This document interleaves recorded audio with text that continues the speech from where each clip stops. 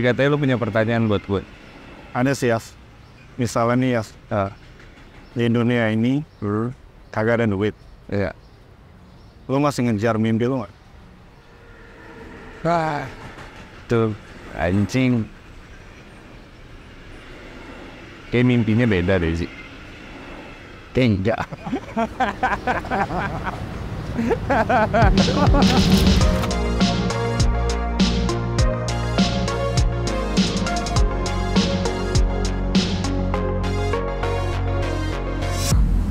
From the ground up, from zero to hero, udah jarang gue denger sebenarnya. Jarang.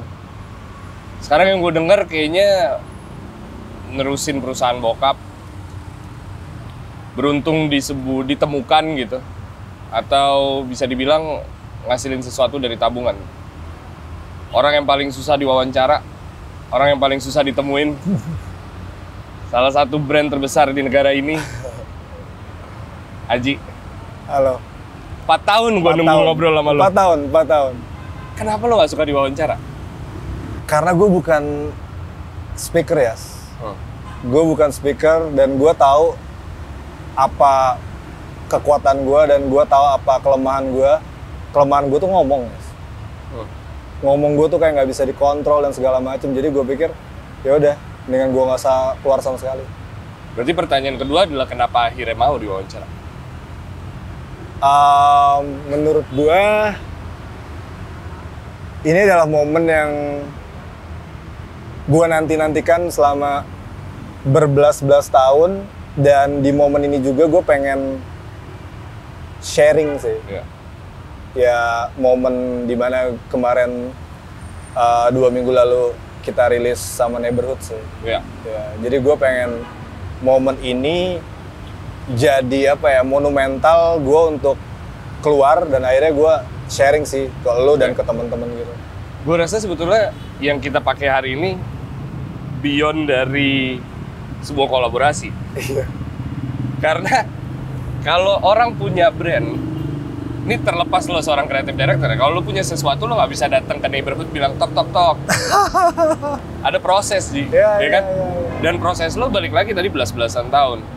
Dipecat 4 kali, jalanin hidup dulu katanya nggak semapan rata-rata gitu. Besar di keluarga yang seperti apa Ji? Jujur ya kayak bebas banget sih. Bokap gue tuh yang bener-bener kayak sebebas-bebasnya bebas, tapi dia selalu ngajarin kayak lu boleh nyobain apapun, tapi yang penting jangan ngerusak nama keluarga sih, kayak gitu sih. Jadi akhirnya itu jadi batasan gue untuk nakal gitu. Dan akhirnya apapun yang gue lihat itu sebenarnya bukan yang kayak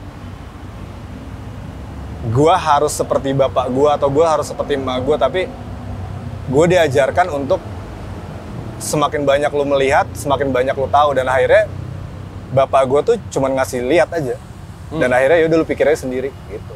Keluarga yang cukup kah sih? Secara finansial nggak? Nggak. Apa definisi nggak buat lu juga? Kalau lu masih haus akan kasih sayang, and then orang tua lu nggak bisa kasih itu, dan akhirnya di 34 tahun hidup lu baru sadar bahwa oh ternyata emang bapak dan emak gua bukan nggak sayang sama gua, tapi karena saking sayangnya dia ngorbanin hal itu, which is sorry Ji, gue nggak akan belai-belai lu kayak Aji ngerjain PR, Aji hari ini di sekolah ngapain, no, karena apa? Besok kita mau sarapan apa ya buat anak-anak kita? Itu menurut gue kayak, gue 34 tahun gue kayak, shit man, pas gue punya anak, gue tahu apa yang ada di benak orang tua gue. Lu baru tahun lalu merasakan itu karena belum melihat anak lo dan menyadari. Iya. Serius man.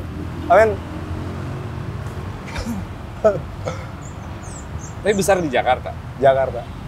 Gue punya pemikiran bahwa tidak berkecukupan di kota ini itu kayak lebih sulit dibanding ketika di kota-kota lain gitu. Karena di kota-kota lain tuh contoh orang-orang yang hustle banyak gitu. Lo mau jadi petani ya sama-sama petani. Iya. Kalau di sini kan contohnya orang-orang sukses semua gitu, tanda kutip ya. Ada pemikiran bahwa gila, ini kota tuh kota yang struggling juga ya buat gue gitu. Iya. Ada pemikiran itu nggak buat lu dulu pas? Dari SMP sih gue udah ngerasa kayak gitu. Saya untuk kayak gue bayar sekolah aja kadang tuh gue harus kayak ngegambar dan gue nyablon gitu ya. Jadi kayak dari SMP sampai SMA, terus sampai titik dimana kayak gue bergaul sama teman-teman yang dimana emang mereka lahir udah ada gitu. Dan akhirnya gue kayak kalau gue bisa relevan sama mereka, gue kan nggak bisa kayak misalnya gue harus gonta-ganti sepatu atau gonta-ganti baju bermerek gitu. Tapi kayak yang bisa gue andalin adalah kemampuan gue as in design ataupun mikir gitu. Dan akhirnya itu gue pegang banget dari 2008, gue 2 tahun setelah lulus sih. Gue coba gimana caranya gue banyak melihat, banyak mendengar, dan akhirnya gue belajar banyak hal karena itu doang yang tersisa di dalam diri gue, men. Lu kalau misalnya ngarepin gue ikut party di parkit atau lu harus kemana, gue nggak ikutan. Berarti apa, Cid? Dulu tuh keinginan lu jadi kaya? Enggak, bukan? Keinginan gue nggak tahu ya, waktu gue lulus di 2006 SMA, bapak gue tuh selalu ngomong kayak, bapak nggak bisa ngasih kamu untuk kuliah, dan semua teman-teman gue kuliah.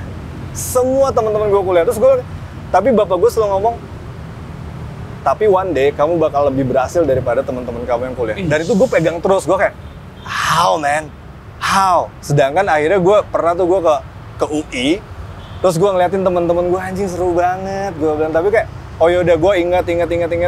Gue sampai ke UI 2006-2007, gue bawa sepatu, men. Gue jualan sepatu, terus gue buka tas. Terus ke kantin, tuh bener-bener kayak mereka pada beli sepatu. Modal dari mana sih? Nggak modal, jadi temen gue baik aja, ngasih nih lu jual. Serius? Lu selalu jatuh cinta dengan sepatu dari dulu. Lu tidur dengan sepatu sih? Ya, itu udah dari SD ya. Jadi gue nggak tahu ya, kayak sampai sekarang pun gue setiap sampel yang gue bikin pasti melewati proses dimana gue harus tidur sama sepatu. Terus sepatu itu gue taruh ke meja, terus gue liatin mirror, terus gue pegangin lagi. Terus sampai titik gue tidur, terus akhirnya gue inget lagi, ini kayak ada yang salah nih sama sepatu ini. Even waktu kecil pun gue masih gue liatin kayak gitu-gitu. Gue inget banget tuh kayak, gue masih kecil SD, LA Gear nih sepatu kok bisa nyala, gimana caranya gitu loh. Kayak gitu. Lo rawat rasa apresiasi itu ya? Iya. Lo tidak memiliki background desain, referensi yang lo inget dulu pas masa habis SMA gitu, yang menurut lo jatuh cinta dengan dunia desain apa? Balik lagi ya, waktu SMP, SMA, gue punya keterbatasan dari finance, dari orang tua yang gue kasih. Jadi, gue look up banget tuh ke zaman Korn, Limp Bizkit, Deftones. Iya. Lo tau nggak? Gue nggak sanggup beli celana gombrong. Akhirnya gue pakai celana bapak gue, yang size-nya tuh mungkin 4 kali atau 3 kali lebih gede dari gue. Dan akhirnya gue pakai melorot-melorot gitu, kayak, oke. Ini itu kelebihan gue. Gue tahu caranya mix and match baju dan segala macem, dan dari situ gue mikir kayak, gue pengen jadi desainer. Nggak tahu gimana fashion, caranya. tapi fashion. Dan gue berintu banget ke sepatu, karena menurut gue itu tuh kayak sepatu tuh menurut gue tuh hal yang paling fundamental, tapi adanya tuh ada di akhir. Paham. Ketika lu udah ready semua nih. Ya. Kalau lu udah ready semua dan sepatu lu salah semua. Artinya itu kan, gue ngerasa kayak fundamental tuh harusnya ada di depan gitu kan. Enggak. Tapi enggak. Justru malah sepatu adalah sesuatu yang fundamental, tapi itu adalah finalenya gitu loh. Jadi lu kalau misalnya udah pakai baju atas topi segala macam keren, terus bawahnya salah, akhirnya semua look lu salah, menurut gue ya. Dan akhirnya gue ngerasa kayak, gimana caranya gue bisa punya ilmu untuk bikin sepatu yang bisa jadi pelengkap ketika lu ngaca dan lu siap untuk keluar dari pintu rumah lu. Lu punya banyak teman baik dalam hidup lu? Banyak banget. Ini salah satu hal kenapa gue nanya itu. Karena tadi gue bilang di off-air sama lu, esensi Kompas dengan Friends and Family dari awal sampai akhir nggak pernah mati. Ya. gue tuh merasa ya, setiap gue melihat orang-orang unboxing sepatu Kompas mereka di Instagram ya, kayak ada sebuah keikatan utang budi dari lo terhadap teman-teman lama lo, terhadap orang-orang yang ngelindungi lo di kota jahat ini gitu. Ya, anjir lu tahu ya. Udah Kerasa ya? kerasa. Karena lo nggak perhitungan, dan itu bukan pertanda orang itu. Ini soal generosity gitu loh. Lo punya rasa utang budi yang lo harus kasih karena lo bilang berterima kasih selama ini lo udah nge-protect gue gitu. Iya. Dan gue menyadari hal itu, apalagi karena lo bilang lo belajar di jalanan gitu. Iya. Lo belajar dari dulu gitu. Dan dari tahun ke tahun, pada saat orang-orang kuliah, lo mencari tahu dari hobi lo, bisa dibilang sepatu dari hobi lo gitu. Mimpi lo apa berarti waktu itu? Punya brand sendiri? Atau jadi kreatif director sebuah No, Kompas? gue pengen punya brand sih. Gue pengen punya brand dan gue bener-bener kayak gimana caranya gue bisa ngasih akses ke orang-orang kayak gue. Itu balik lagi. Iya, jadi semua itu tentang akses. Even di Kompas itu udah akses. Gimana caranya lu bisa ngerasain storytelling,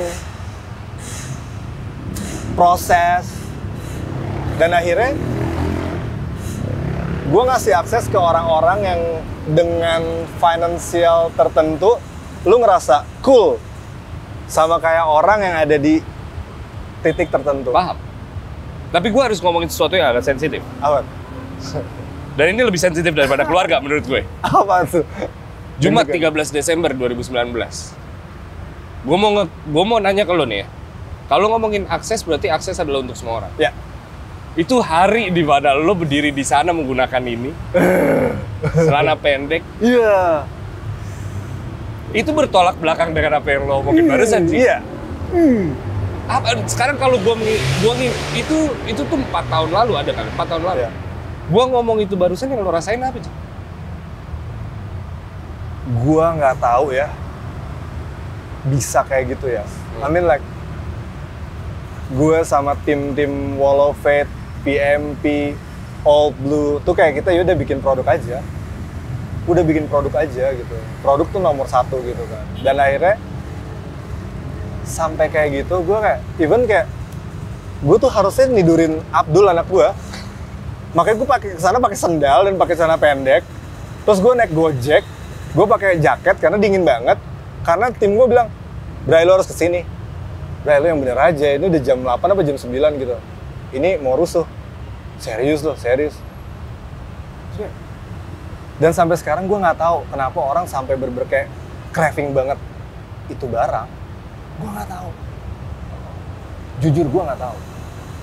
Rasa bersalah, rasa senang, rasa marah, yang dominan yang mana sih? Takut. Rasa takut. Takut. Karena kalau misalnya ternyata itu pecah, gue nggak akan bisa bikin event offline dong. Iya kan? Dan bahkan gue inget banget tuh pas lagi gue berdiri, ada orang megang botol Kratin Deng. Alah. Terus gue kayak, woi, gue itu baru langsung ditangkap sama orang Wall of Fate. Gue kayak, lu kebayang ya kalau misalnya tuh botol, tlek. I don't know, man. Lu bayangin deh. Takut. Tapi berhasil dong kalau lo bilang dari awal lo adalah menciptakan sebuah brand yang memberikan akses. Ternyata ada nih yang mau gitu. Ada dong lo pulang ke rumah lo ngerasa berhasil sedikit. Ya. Tapi gue pulang waktu itu jam 5 pagi, gue tidur cuma berapa jam, habis itu gue datang lagi situ dan bener-bener kayak kita kebingungan sih. Dan orang-orang situ kayak kebingungan, ini gue harus gimana ya? Ya. Dan maksud gue berarti kan itu kan kolektif ya. Itu bukan Kompas, itu Kompas Wall of Fate yang didesain sama Old Blue dan PMP gitu. Lu kebayang dong, maksud gue energi itu tersampaikan gitu. Ya. Dan ternyata sampai sekarang belum ada yang pernah bikin kayak gitu lagi kan. Ya. Even gue pun nggak bisa lagi. It's moment. Dan lu nggak bisa nolak itu gitu. Itu momen yang akan lo kenang seumurnya ya kan. Masuk Warta Kota front page. Gila. Itu mungkin salah satu momen di mana gue sadar bahwa wah ini nih industri kita berubah. Fashion industri kita berubah, kita mulai dikenal. Gue lebih bangga ketika warga kita lebih kenal brand kita daripada orang luar negeri mengenali brand kita. Karena gue merasa bahwa kita yang lebih dekat dengan produk kayak gitu. Dan memberikan akses, lo berhasil melakukan itu. Tapi balik lagi, nama Aji Handoko nih jarang keluar. Maksud gue, kita tahu gitu, lo dibalik ide ini semua. Tapi proses lo dari tahun ke tahun, itu kayaknya nggak banyak yang tahu. Yang gue tahu, lo 4 kali dipecat. Dengan cerita yang kurang lebih sama, yaitu nih anak nggak bisa diatur. Apa yang bikin lo nggak bisa diatur? Gue nggak suka batasan sih. Gue nggak suka batasan, jadi menurut gue tuh mimpi harus besar gitu. Dan menurut gue tuh hambatan tuh harus bisa di-solve gitu ya. Dan menurut gue tuh ya balik lagi akses gitu ya. Karena ya mungkin ketika gue ada di corporate tuh, waktu dulu ya ketika gue ada di corporate mungkin hitungannya udah risk kali ya ketika lo eksperimental gitu kan. Jadi akhirnya itu yang menghambat gue untuk ekspresif dan akhirnya mentok di birokrasi dan akhirnya duit. Lo nggak bisa kayak. Tapi kan itu nyari duit sih. Ya kayak gitu. Ya mungkin batasan nyari duitnya kan akhirnya di Kompas it works. Iya. Ternyata bisa. Bisa. Gue yakin itu bisa.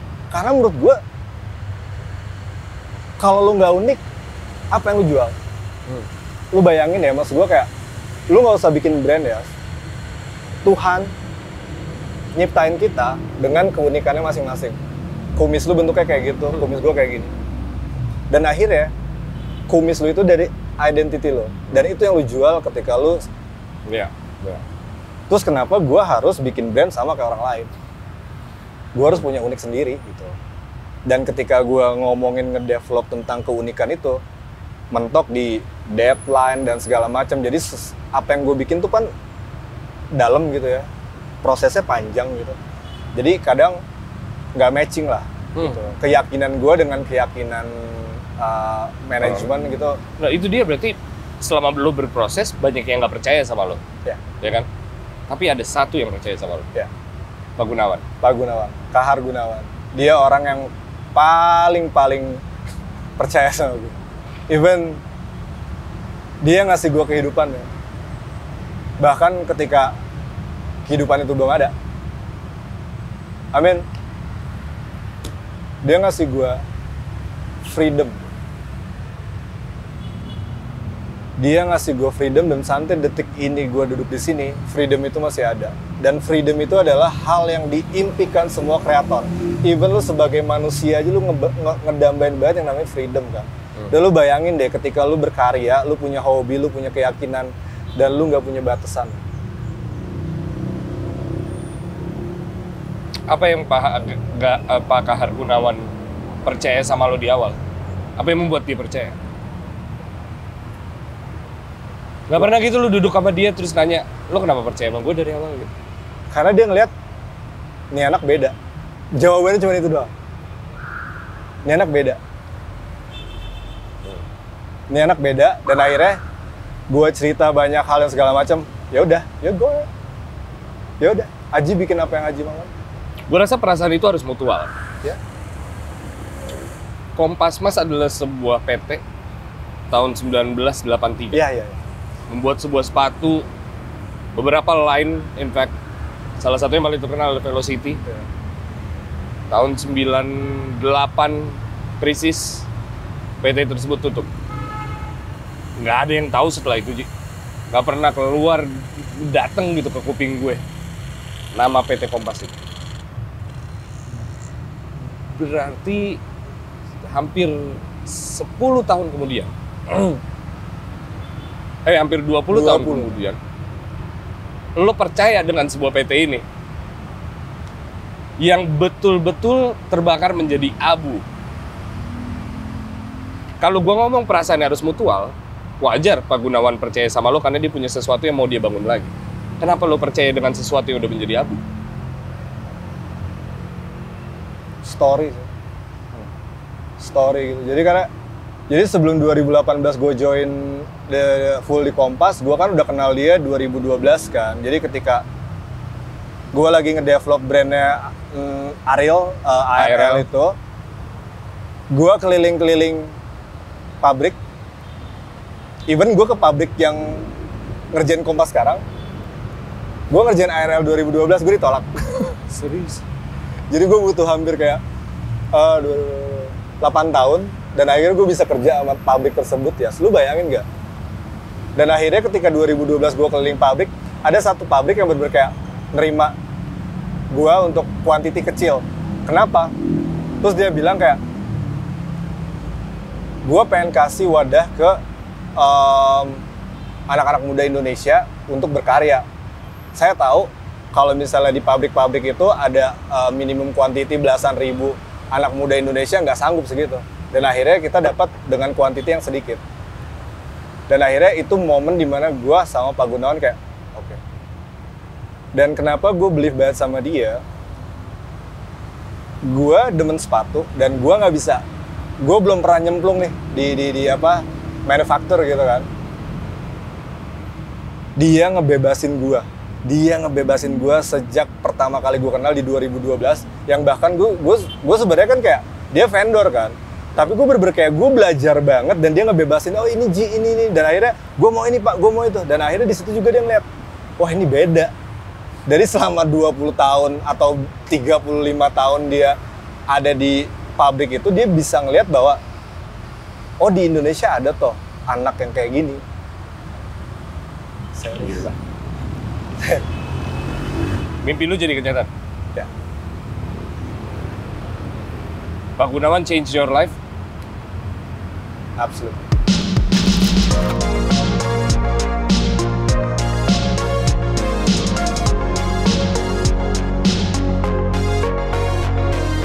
Kalau lu bilang tadi Pak Gunawan adalah mungkin bisa dibilang sosok bokap gitu, atau kayak ngelihat lo sebagai anak sendiri gitu. Ya. Bokap lo nggak pernah ngelihat kesuksesan lo? Sayangnya enggak.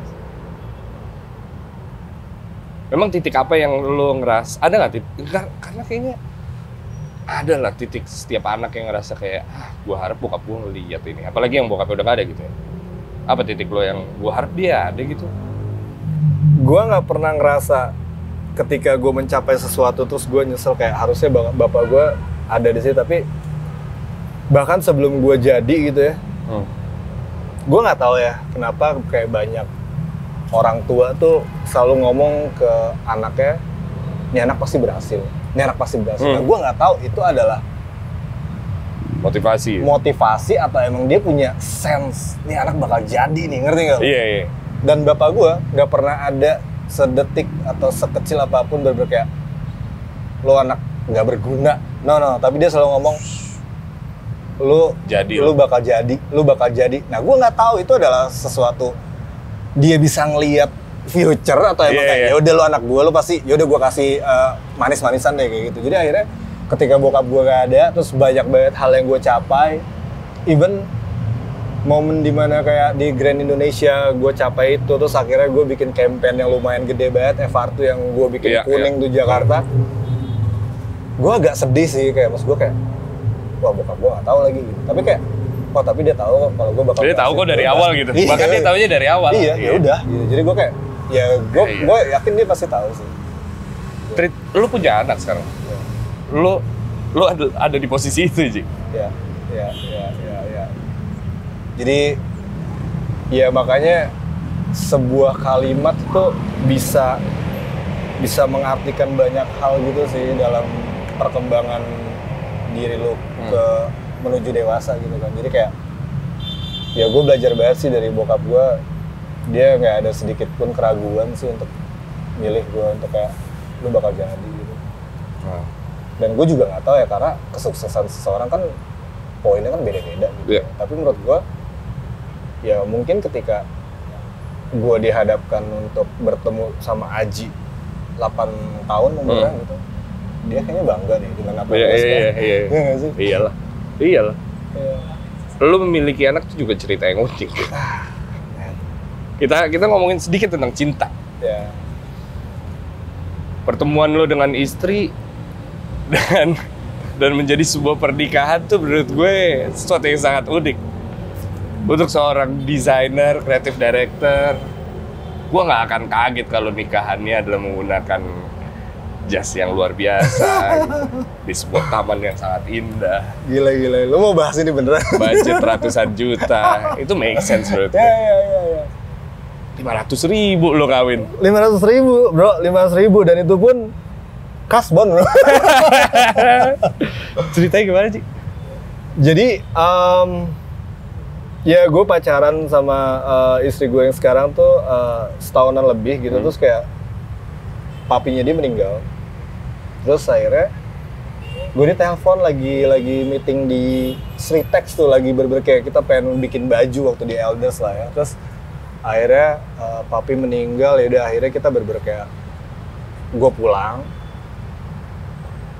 kita harus pulang. Terus kayak, men, gue gak punya duit, terus gue teleponin teman-teman gue, akhirnya gue dapet tuh duit, dan akhirnya kita terbang deh. Terus gue nggak tahu kan kalau misalnya tradisi atau kultur Indonesia itu kalau misalnya perempuan terus walinya meninggal, ya si pacarnya atau yang deket gitu ya untuk dijagain lah segala macam, karena beberapa daerah tuh meyakinkan bahwa kalau misalnya dosa yang diperbuat anak itu harus ada yang orang tua yang ngerasain di akhirat itu bro. Terus akhirnya gue bener-bener kayak ya udah, gue kayak nggak tahu apa-apa, gue kayak ya udah sebagai pasangan yang baik, ya udah gue temenin dia. Dan di malam kedua gue di hotel, dia ngilang tuh karena ada rapat keluarga. Gue pikir rapat keluarga ya udah ngomongin tentang masalah apalah kuburan atau 7 harian dan segala macamnya gitu. Terus tiba-tiba jam 4 pagi 4.30 sebelum sesudah sholat subuh gedor-gedor tuh. Terus akhirnya ayo aku baru meeting keluarga besar gitu. Kan papi nggak ada nih, dan dia paman dia bilang kalau misalnya semua dosa anak itu bakal masuk ke almarhum di akhirat itu. Terus kita disuruh nikah. Gue kayak saat itu juga. Terus gue kayak kondisi kaya raya dong. kasbon bro. Terus akhirnya gue bener-bener kayak gue telepon mama gue telepon bapak gue, terus kayak gue cari pembenaran untuk kayak gue punya vision bahwa kalau gue married gue harus di taman, bajunya putih, terus yang ngedesain Rama Dauhan segala macam. Wah gila keren gitu kan, pakai sepatu putih gitu-gitu. Terus kayak gue harus married man. Terus kayak mama kan tapi mau, mama nikahan Haji mau dirayain. Enggak, mama tuh suka banget sama Dewi, udah kamu merit aja. Even gue nelfon Pak Gunawan, terus Pak Gunawan, iya Ji udah lanjut. Udah nyari validasi untuk nggak jadi deh pokoknya. Iya. Tapi menurut gue kayak, oke, semakin gue nanya itu, karena gue pengen dirayain sama temen-temen gue gitu. Terus akhirnya semua pada setuju. Terus kayak, fuck lah, ayo. Lo tau nggak? Kenapa gue ya juga, karena ya udah kalau kamu nggak mau merit, kita putus sekarang, kamu pulang. Gue digituin baru bangun tidur. Lu gila. Terus lu mau ngomong apa? Terus akhirnya, oke, ya udah kita merit. Terus udah nih, gue pikir dengan gue disuruh merit semua udah disediain, bro. Sampai gue harus siapin kayak fotokopi KTP dan segala macam. Gue kayak seharian kita muter-muter Palu. Di Palu tuh. Di Palu. Pertama kali lo kesana? Pertama kali. Terus akhirnya gua sampai bener-bener kayak semua hal tuh gua bener-bener kita lakuin sendiri. Sampai ada satu titik di mana kayak ada dua momen di mana kayak pertama gua nggak bisa bikin jas, dan akhirnya gua beli baju koko di eksekutif 250.000. Dari Rama Dauhan. Bagi seorang desainer yang kayak ngomongin tentang fashion lah. Terus gue pakai baju koko di eksekutif 250.000. And then gue harus beli kopiah kan. Wah udah ribet banget lah, diteleponin, ini harus fotokopi ini. Terus akhirnya kita harus beli kopiah. Terus kayak fuck lah, kenapa gue ribet sih gitu. Dan akhirnya gue beli kopiah. Kopiah itu mereknya Sabar bro. Terus kayak ditampar lo ya, dar gitu. Gue kayak malamnya gue merit. ada hampir 50 orang yang gak gue kenal di rumah duka, dan akhirnya gue kayak, weh, gue kayak, anjir, gue baru aja married, bro. Lu bayangin, gue baru aja married. Yang tadinya agenda gue nemenin istri gue berduka, akhirnya gue pulang-pulang jadi suami. Nyampe Jakarta jadi seorang kaya. Iya. Dan yang konyolnya lagi tuh, emang takdir gue nggak tahu kayak gimana gitu bro. I mean like, gue 1,5 tahun pacaran itu nggak ada yang jadi bro. Pas gue married, hari itu juga jadi. Hamil men, berapa bulan kemudiannya baru tau, oke, udah hamil. Gue kayak, holy cow. Lu consider lu orang yang beruntung gak sih? Gue nggak percaya keberuntungan sih. Oke. Gue percaya tuh bahwa kayak semua udah kayak gitu, tergantung kayak kesiapan lo sih. Oke, berarti lo percaya bahwa Tuhan tuh ternyata sayang banget sama lo ya? Ya. Sayang bro, gue dijauhin dari yang namanya utang bikin resepsi bro. Lu bayangin kalau gue kayak, gue pengen, mungkin sampai sekarang gue masih nyicil bro. Iya. Tapi apa? No man, 500.000. Gila. Dan akhirnya gue nemuin konsep bahwa kayak, ya inilah esensi dari cinta men. Ya lu fokus ke pasangan lu, bukan untuk fokus ngebahagiain orang yang lu kenal, untuk makan bakso atau makan apa gitu di pernikahan lu. Ya. Tapi ternyata orang-orang benar ya, bahwa pernikahan kurang lebih setengahnya itu ada di baju. Ramadahan gue pengen bikin warna putih terus kayak double button gitu. Double breasted gitu kan dia. Anjing keren nih. Beneran. Siapa lagi yang bisa bikin jas warna broken white yang keren selain dia gitu. Gila.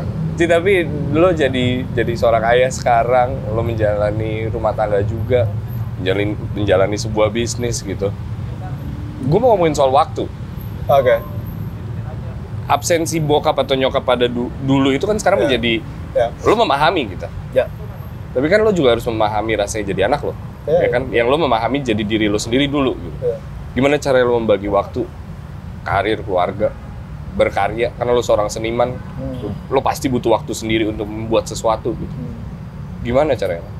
Gue nggak percaya yang namanya work-life balance. Maksud gue nggak ada yang balance di dunia kita ini. Just kayak lu kerja 8 jam, terus lu mau balance, oke, lu 8 jam main tuh udah 16 jam, lu masih ada 8 jam, lu belum makan, lu belum mandi, segala macam. Jadi menurut gua tuh nggak ada yang balance, man, untuk ngatur caranya lu bisa adil ke keluarga lu dan kerjaan lu. Tapi gua menganut banget yang namanya sinergi gitu loh. I mean like, quality aja gitu, kayak misalnya gue kerja 8 jam terus gue pulang jam 7 atau jam 6 terus gue punya waktu 3 jam untuk prepare sebelum tidur, ya akhirnya gue gunain 3 jam itu untuk main sama anak, main keluarga di rumah kayak gitu sih. Dan akhirnya bisa aja dan akhirnya ya Sabtu gue bener-bener kayak gue mau di rumah istirahat.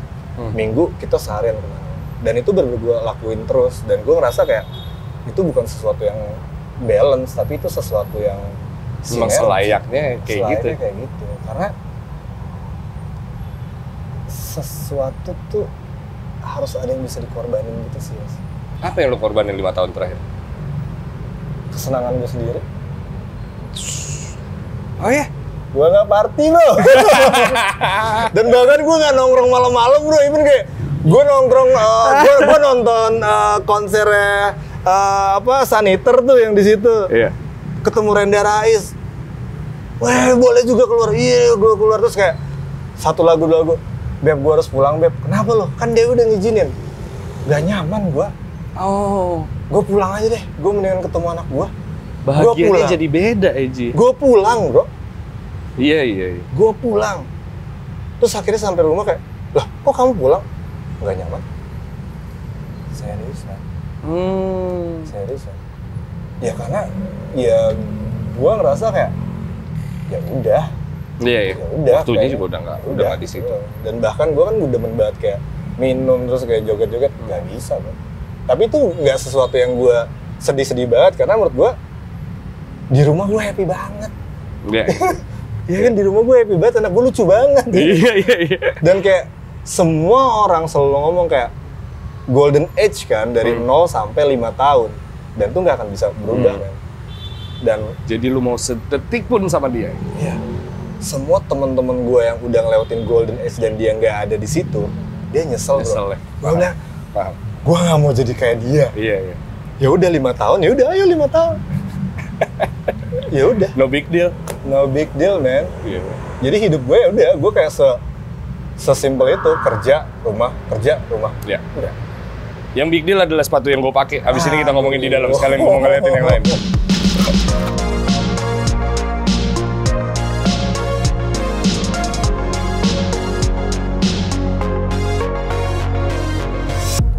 Bukan sekedar sepatu, tapi sebuah gerakan. Boy Pablo, Fucking Rabbits, Tame Impala. Siapa lagi ya? Gue ada ya Barbecue Mountain Boys, ada yang lokal-lokal, ya you name it lah. Tuh. Dan sekarang di kaki gue Neighborhood gitu. Siapa sih yang kalau ke Jepang gak nitip Neighborhood zaman dulu? Siapa sih yang gak mampir gitu? Sekedar lihat-lihat karena gak mampu atau apa gitu. Cita-cita, Ji. Parah. Karena apa? Teorinya apa? Jadi gini ya, 2008 sampai 2010 tuh ada satu orang yang ngangkat derajat gue bro.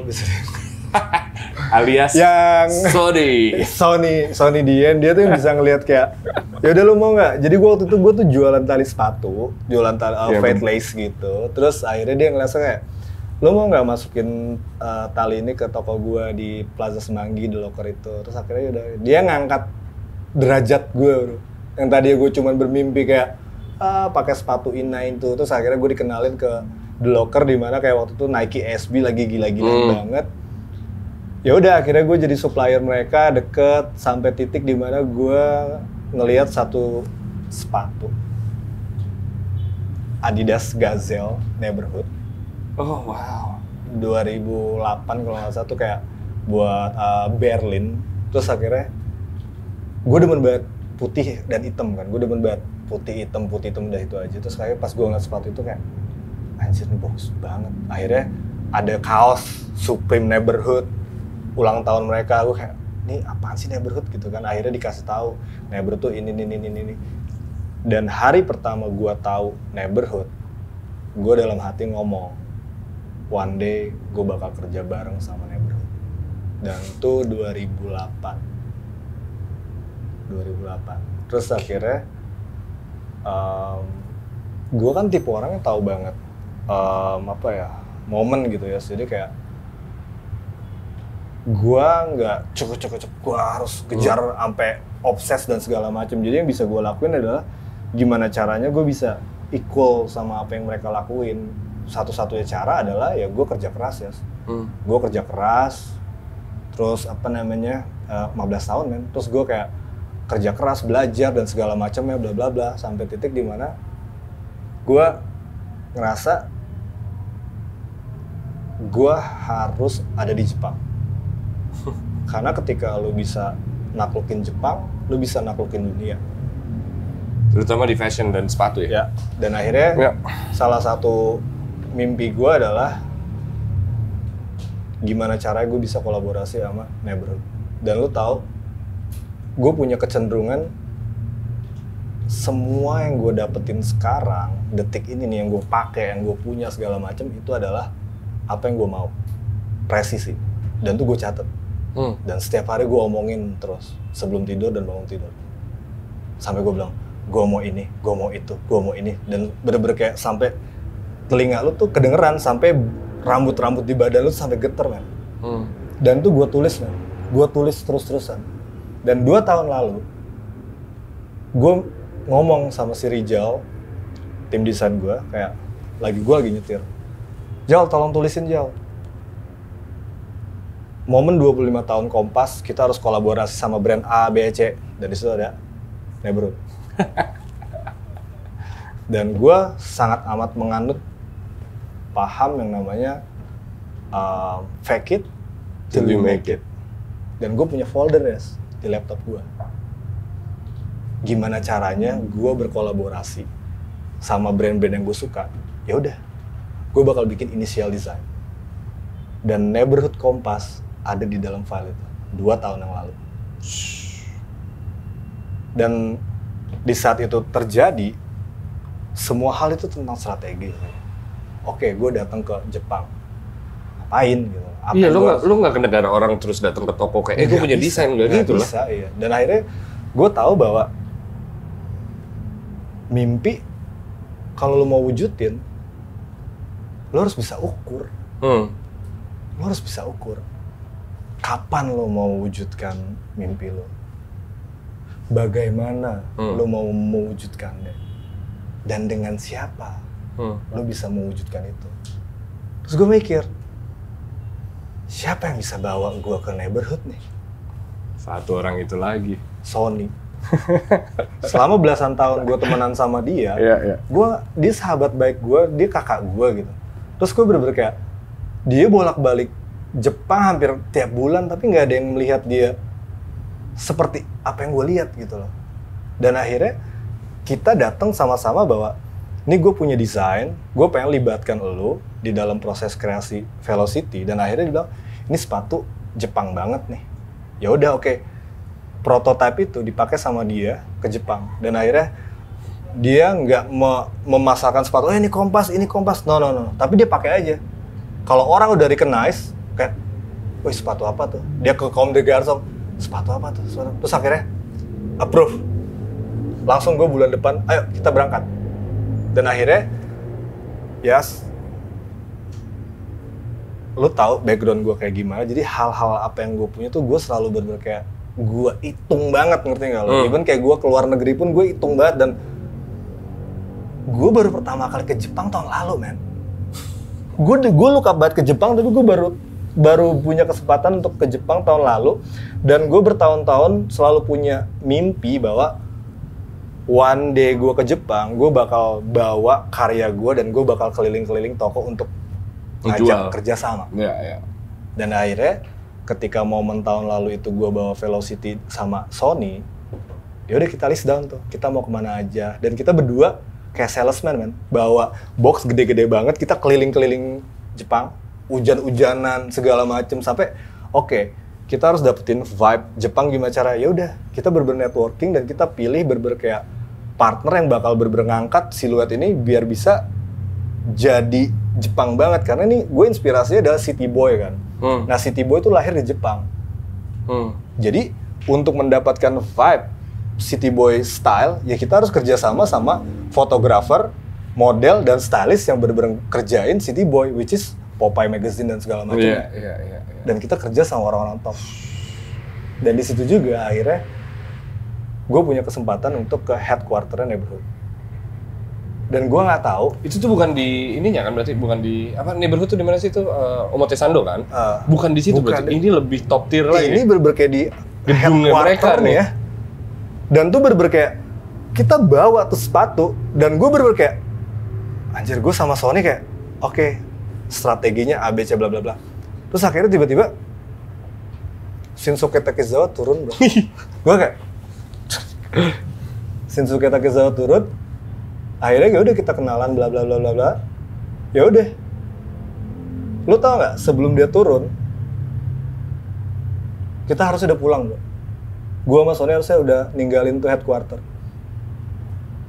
Tasnya Sony ketinggalan. Serius lo? Sumpah. Bohong lo. Sumpah. Dia udah kita udah ini mau sebelum jalan. Takezawa turun. Sebelum Takezawa turun kita udah jalan kayak, Brody, tas lu ketinggalan. Oh iya. Dia jalan ngambil tasnya, Takezawa turun. Langsung lihat-lihatan. Lu ngapain habis ini? Kita mau ke sini. Gue bawa sepatu freestyle, bro. Gue dari Kompas. Fucking bullshit. Gue bawa sepatu. Gitu. Gue bawa sepatu ini. Sepatu yang mana? Yang Velocity warna hitam. Udah lo pernah? Serius, man. Ini lo bawain ini. Yang pertama, yang kedua? Pertama. Bahkan yang pertama. Yang pertama, serius. Dipakai gak apa deh? Dipakai. Tapi kan di fitting doang gitu. Tapi kayak gue nggak tahu kenapa, tapi emang ini rezekinya Velocity kali ya. Dan itu bener-bener kayak kita baru kenal, terus gue presentasiin dan gue udah siapin buklet company profile. Emang gue bikin 15 biji untuk gue bagi-bagiin dan gue bagiin ke dia. Dan halaman yang pertama kali gue buka adalah Tame Impala. Wush. Tahu gak lo kenapa? Apa? Karena Shinsuke Takezawa itu follow Tame Impala. It's all about strategy kan. Gila. Dan akhirnya yaudah di tempat bro, let's do collaboration di tempat. Berjabat tangan tuh bisa. Let's go. Dan itu Oktober 2022. Pertama kalinya gue ke Jepang dan gue langsung dapet neighborhood.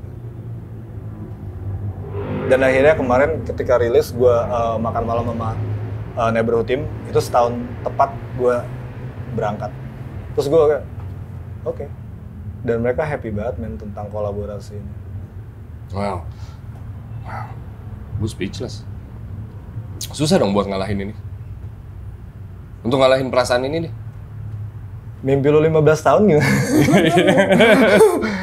I mean like... Oke, gue balik ke folder itu deh. Folder itu ada nama neighborhood. Berarti masih ada yang lain yang belum di checklist? Ada. Mau lu sebut? Secret. Karena gue pengen ngukur sejauh apa mimpi gue dan sejauh apa gue bekerja keras untuk dapetin mimpi gue. Di folder gue itu 2 tahun gue bisa wujudin. Wow. Ya. Ini tentang gimana lu bener-bener kayak punya tekad yang kuat sih. Dan tekad yang kuat, konsistensi, komitmen. Tapi yang paling penting juga support system lu harus kuat banget ya. Uniknya, iya itu pasti. Ya. Dan itu balik lagi ke obrolan kita tentang friends and family tadi, gitu. Ya. Yang nge-support lo, no matter what, Ya. gitu. Tapi uniknya adalah, lo menunjukkan sepatu yang hampir menghancurkan karir lo. Ya. Gila sih. Bisa gue Karir bilang semua orang. karir semua orang ya. Salah satu sepatu Kompas yang kalau dikutip adalah yang terburuk yang kalian pernah buat pada saat itu. Iya. Dan ini juga yang nyelamatin kita. Talk At the same time. Talk to me about it. Waktu dan tempat gue persilahkan. Seberapa gilanya lo mau meresikokan hidup lo untuk New Velocity ini waktu itu? Apapun. Bahkan udah terjadi perdebatan di internal gimana caranya kita nge-reduce negatif sentimen gara-gara view-an versi 1 yang bener-bener bikin sakit banget. Ya. 13.000 di batch pertama, lu bayangin tuh. Dan hari pertama kita jualan di USS 5.000 sold out. Dan dari situ juga mikir gimana caranya kita bener-bener kayak mengantisipasi supaya apa yang kita raih selama 4 tahun ini nggak hancur gara-gara satu siluet. Dan akhirnya banyak hal kita pertaruhkan. Akhirnya jadi ini. Dan akhirnya jadi neighborhood. Lu kebayang nggak? Iya. Lu kebayang nggak? Oke. Tapi teorinya jadi ada dong. Teorinya jadi kayak, ini gimmick nih dari tahun dulu. Iya dong, orang-orang jadi kepikiran lah. Lu bikin ini untuk bridging inilah. I don't know, tapi maksud gue... Faktanya nggak gitu loh? Enggak. Faktanya adalah, apapun bakal kita lakuin untuk bener-bener menjaga reputasi. It's all about satisfaction guarantee, man. Iya. Kalau lu nggak puas, gue yang sedih nih. Akhirnya, yaudah deh, kita telan. Lu tahu pasti artinya telan itu apa gitu. Yeah. Ya udah kita pikirin nanti. Itu kita pikirin nanti. Dan akhirnya karena apa? Kita ngerasa semua pikiran, semua tenaga dan semua apa yang kita punya udah tercurah di sini. 4 tahun kita nabung untuk bisa punya kesempatan bikin molding dan segala macam, dan itu investasi gede banget. Dan menurut gue kayak brand-brand Indonesia nggak ada yang berani masuk situ karena it's so huge. Investasinya gede banget. Tapi kalau bukan kita siapa lagi? Dan akhirnya kita tuh punya apa ya? Punya pikiran bahwa kita harus kasih contoh ini ke anak muda supaya kalau lo mau bikin produk yang bener lo harus niat. Niat itu ya mungkin butuh pengorbanan, which is nabung dalam berapa tahun gitu kan. Dan akhirnya ketika lu bisa punya uang lebih dan lu bisa bikin siluet sesuai yang lu mau, itu kan jadi sesuatu yang apa ya, pleasing ya. Iya, terus akhirnya tapi di satu sisi produksi pertama lu gagal. Tapi gimana caranya lu harus bisa membalikkan keadaan kan? Iya. Dan akhirnya Jadi Shinsuke Takizawa, King of Harajuku, salah satu pioneer Ura Harajuku, approve sama desain ini. Masa lu harus ragu gitu? iya. King Harajuku aja udah approve, bro. Anjing, lu berarti kalau di tengah orang-orang ngoceh, lu lagi ngobrol sama dia, wah itu mixed feelings banget tuh ya berarti ya. Lu harus bikin versi kedua. Iya nggak sih? Otak lu kayak gimana tuh pada saat itu? Hancur ya? Ribet sih, ribet karena di satu sisi kan backbone gue adalah jualan yang basic kan untuk hidup ini. Tapi at the same time, Nggak ada lagi yang basic. iya, at the same time lo harus ngeyakinin bahwa siluet ini ketika dipasarkan secara internasional itu approve. Iya. Dan akhirnya ya udah terjadi desain ini di approve, sampel ini di approve, dan akhirnya kita rilis. Wow. Oke. Dan lo tahu apa?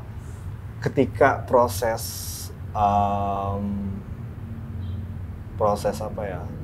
kreatif gitu, kita coba untuk menawarkan sebuah konsep desain yang wah, bla bla bla bla bla.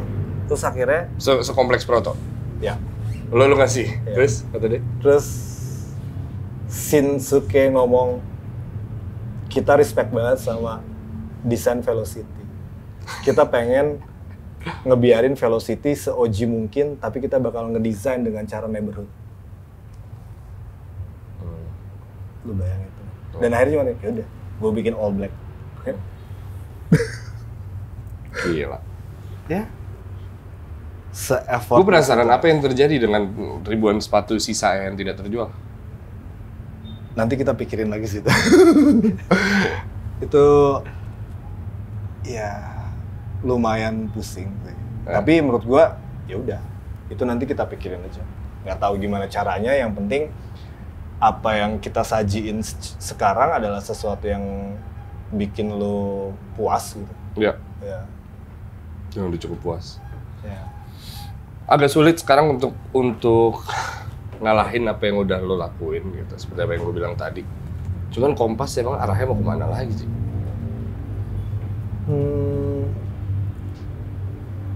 Kita pengen jadi translator of Indonesia. Jadi ketika orang ngomong Indonesia, itu Kompas. Kalau orang ngomong Kompas, ya itu Indonesia. Ya sama aja kayak Nike, Amerika, Adidas, Jerman, Adidas. Untuk menuju situ, panjang ya. Tapi gue pengen bener-bener kayak Kompas tuh bener-bener jadi translator Indonesia. Jadi kayak ketika brand-brand luar mau penetrasi ke market Indonesia ataupun Asia Tenggara pun, ya lewat Kompas. Dan itu pun yang dilakuin sama Neighborhood, man. Neighborhood tuh ngelihat Asia Tenggara tuh prospeknya tinggi banget, dan dia masuk lewat Kompas, bro. Untuk sebuah brand, social media itu penting gitu, social media presence. Orang lain mungkin di otak mereka adalah Aji Handoko, sang pemilik Kompas, ya kan? Sampai akhirnya ya kita tahu lo orang di balik brand ini gitu. Dan penting lah untuk mereka ngasih tahu nih karya gue atau segala macam pakai social media. Lo nggak bisa di tag, lo nggak punya postingan. Kenapa? Apa nggak sepenting itu ternyata buat lo? Ada satu momen di mana kayak gue harus ngelakuin itu karena beberapa puluh ribu orang mulai ngeganggu Instagram gue di 2020 lah ya. Terus dan gue harus nyelamatin keluarga gue gitu. Gue takutnya ada yang DM istri gue, terus anak gue yang diapa-apain, terus kayak itu kacau banget gitu loh. Dan akhirnya gue memutuskan untuk kayak ngedelete semua foto gue. Dan gue punya konsep kayak kalau lo mau ngejudge gue, lo cuma punya waktu 24 jam lewat story gue. Ya. Dan gue mikir kayak Kompas tuh harus lebih besar daripada siapapun. Jadi mau kolaboratornya, mau kreatornya, mau ownernya, no. Kompas harus bisa berdiri sendiri sebagai brand dan dia yang nomor satu gitu. Jadi gue makanya gue pikir kayak kehadiran gue di media sosial tuh nggak penting gitu. Jadi yang paling penting adalah apa yang gue hasilin gitu sih. Jadi at the end ketika gue nggak ada di Kompas bisa jalan sendiri gitu. Oh, make sense. Haji Handoko, terima kasih banyak atas waktunya. Sama-sama bro. Gue cuma mau bilang 4 tahun gue nunggu. Worth it. Thank you. Semuanya Haji Handoko, terima kasih.